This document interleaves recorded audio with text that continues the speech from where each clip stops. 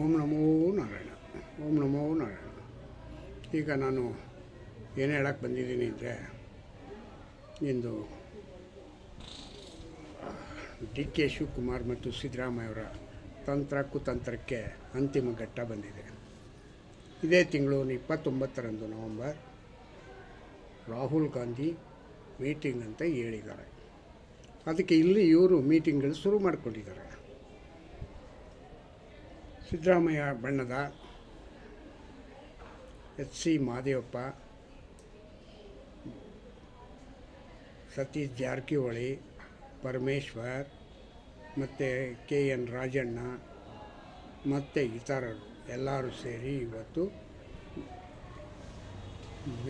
Dinner meeting ಅಲ್ಲ, ಇದು ಏನು ಡಿನ್ನರ್ ಮೀಟಿಂಗ್ ಅಂತ ಹೆಸರು ಹೇಳ್ಕೊಂಡು ಶುರು ಮಾಡಿದ್ದು. ಈಗ ಡಿನ್ನರ್ ಮೀಟಿಂಗ್ ಮಾಡಬೇಡ್ದು ಅಂತ ಕ್ಯಾನ್ಸಲ್ ಆಗಿದೆ.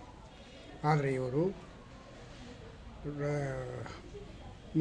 ಸಣ್ಣದಾಗಿ ಮೀಟಿಂಗ್ ಮಾಡಿ ಇದನ್ನೀಗ ಕಾರ್ಯಕ್ರಮನೀಗ ರೂಪಿಸ್ಕೊಂಡಿದ್ದಾರೆ.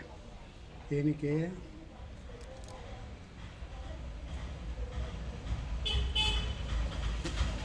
ಪಟ್ಟು ಸಿದ್ದರಾಮಯ್ಯ ಅವ್ರಿಗೆ ಹೇಳಿರ್ತಕ್ಕಂಥದ್ದು, ನೀವು ಯಾವುದೇ ಕಾರಣಕ್ಕೆ ಪಟ್ಟು ಬಿಡಬೇಡಿ, ಕೊನೆಯ ತನಕ ನಾವು ಹೋರಾಡೋಣ,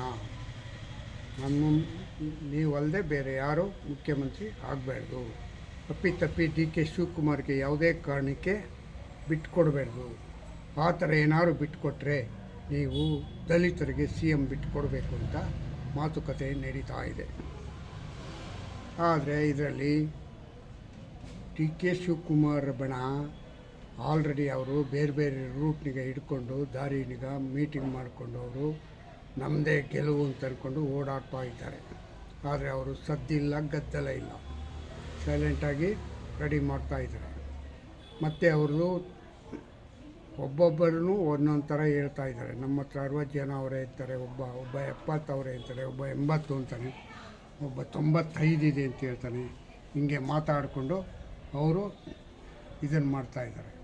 ಅಂದರೆ ಇವರು ಪಕ್ಷನಿಗೆ ಸ್ಪ್ಲಿಟ್ ಮಾಡಿ ಡಿ ಕೆ ಕಾಂಗ್ರೆಸ್ ಮಾಡೋಕ್ಕೆ ತಯಾರಾಗ್ತಾಯಿದ್ದಾರೆ.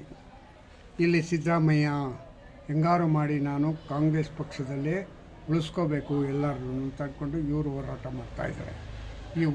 ಈ ಹೋರಾಟ ಎಷ್ಟರ ಮಟ್ಟಿಗೆ ಯಾರಿಗೆ ಅನುಕೂಲ ಆಗುತ್ತೆ ಅಂತ ಗೊತ್ತಿಲ್ಲ. ನೋಡೋಣ, ಇದನ್ನೀಗ ಕಾದು ನೋಡಬೇಕು. ಡಿ ಕೆ ಶಿವಕುಮಾರ್ ಅವರು ಮುಖ್ಯಮಂತ್ರಿ ಆಗೋದಕ್ಕೆ ಎಲ್ಲ ಲಕ್ಷಣಗಳು ಇದೆ ಅಂತ ಅವರ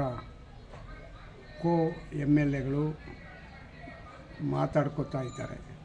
ಆದರೆ ಯಾವುದೇ ಕಾರಣಕ್ಕೂ ಇವ್ರನ್ನೀಗ ಮುಖ್ಯಮಂತ್ರಿ ಸ್ಥಾನದಿಂದ ಬಿಡಲ್ಲ ಅಂತ, ಮಾಡಲೇಬೇಕು ಅಂತ